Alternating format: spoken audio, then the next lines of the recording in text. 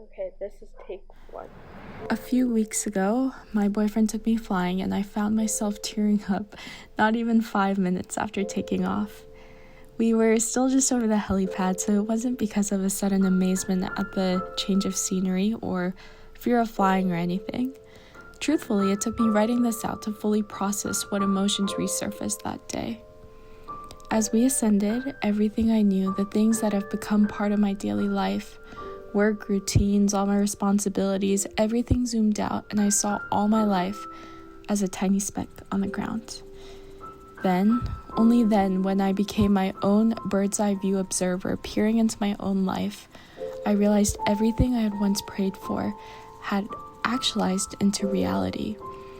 And it reminded me of that one verse, "Glory to God who is able to do immeasurably more than all we can ask or imagine according to his power that is at work within us."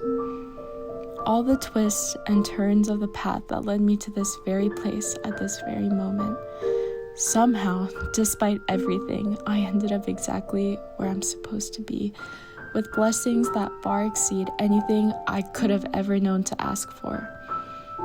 And the higher we flew, the more the layers of my adult self, the calloused self that formed through the trials, the pressures, the uncertainties, it all started to melt away, and I felt that childlike wonder again.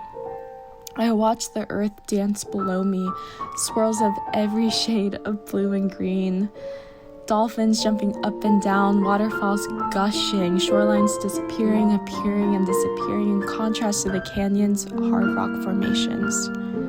How humbling, how beautiful to realize your little place in this magnificent world in creation under the Creator.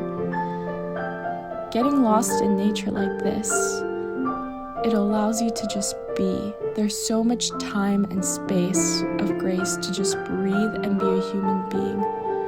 Holy are moments like this. I find that it doesn't even have to be a helicopter ride. It could be a sunrise surf, a quiet hike, or even a walk in solitude around my neighborhood. Anything that pulls me out of my own head, grounding me and reminding me of what's actually real around me. It's in those moments that I can slow down enough to exist in pace with my heartbeat in my chest. And remember, the girl who dreamed of things she couldn't even make sense of then, thinking in colors she'd never even seen. I'm still me. That same 18-year-old girl who packed up her car and left with no plan. She's still here, and I remember it all, and I remembered it all that day as I watched my own life below my feet.